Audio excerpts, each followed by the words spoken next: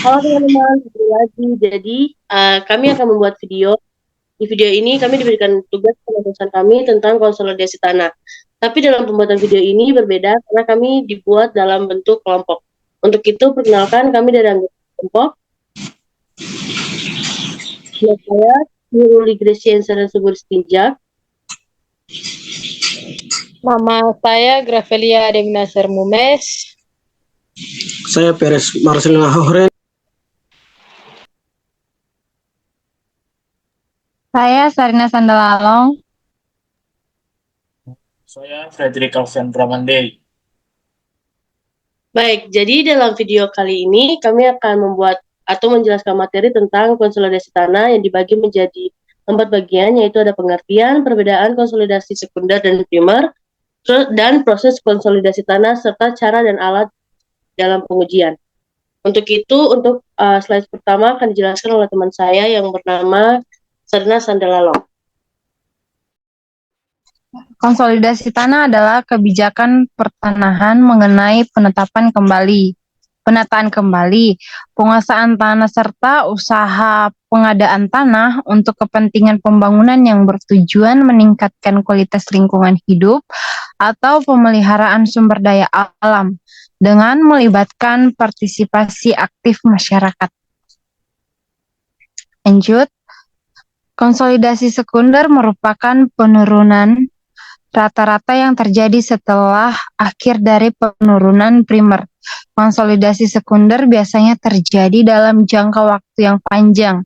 Seperti salah satu contoh kasus yang terjadi adalah pembangunan Bandara Internasional Kansai Mesri 2015 yang dibangun di atas lahan reklamasi.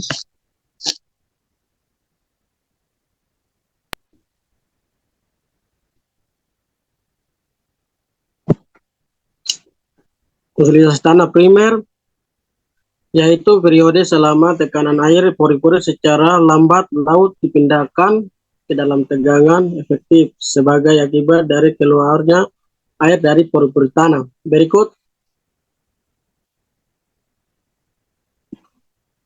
dalam konteks konsolidasi tanah ada beberapa istilah yang penting yang untuk dipahami. Yang pertama, konsolidasi proses di mana tanah mengalami penurunan volume dan peningkatan kepadatan akibat beban yang diberikan ke atasnya. Dua, beberapa tim faktor waktu yang dibutuhkan oleh tanah untuk mengalami konsolidasi sebagian tertentu. Tiga, variabilitas kemampuan tanah untuk mengalirkan air atau fluida lainnya melalui pori-porinya. 4. Indeks konsolidasi indeks yang menunjukkan kemampuan tanah untuk mengalami konsolidasi dengan peningkatan tekanan tanah. 5. Perubahan volume tanah yang terjadi selama proses konsolidasi.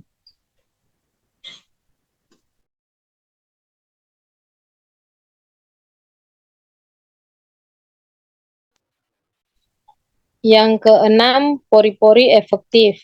Pori-pori tanah yang berperan dalam pergerakan air dan dapat diakses oleh air. 7. Teori konsolidasi terkonsolidasi. Teori yang menjelaskan perilaku konsolidasi tanah dan digunakan dalam perhitungan perubahan volume tanah. Yang kedelapan, kurva konsolidasi. Grafik yang menunjukkan hubungan antara penurunan volume tanah dengan waktu. Yang kesembilan, koefisien konsolidasi, koefisien yang menggambarkan kecepatan konsolidasi suatu tanah. Dan yang kesepuluh, tekanan konsolidasi, tekanan yang menyebabkan konsolidasi tanah dan biasanya berasal dari beban struktural di atasnya. Berikut alat dan cara penggunaannya. Alat frame alat konsolidasi, sel konsolidan, beban, cincin benda uji, ekstruder, batu pon, bola baja, plat penekan, stopwatch.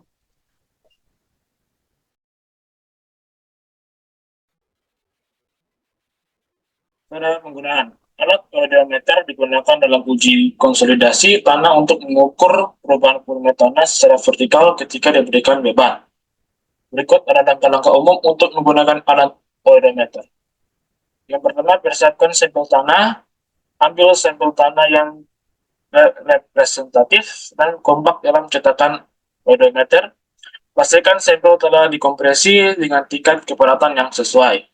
2. Pasang sensor. Pasang sensor deformasi pada sampel tanah di dalam cetakan odometer. Sensor ini akan merekam perubahan volume sampel dalam pengujian. Terapkan beban. Terapkan beban pada sampel tanah secara perlahan menggunakan mekanisme pengukur beban yang terdapat pada alat odometer.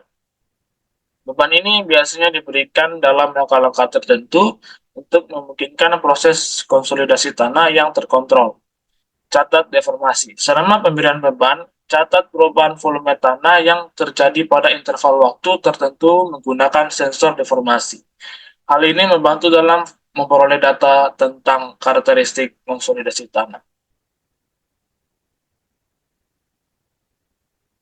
Hentikan pemberian beban. Setelah mencapai level beban yang diinginkan ketika tanah telah mengalami konsolidasi yang cukup, hentikan pemberian beban dan berikan sampel tanah beristirahat. Catat pemulihan. Catat pemulihan volume tanah setelah pemberian beban dihentikan.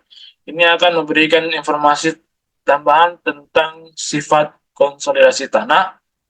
Yang berikut dan yang terakhir, analisis data yang diperoleh dari pengujian odometer untuk mengevaluasi perilaku konsolidasi tanah dan memperkirakan parameter-parameter geoteknikal seperti modulus deformasi dan koefisien permeabilitas.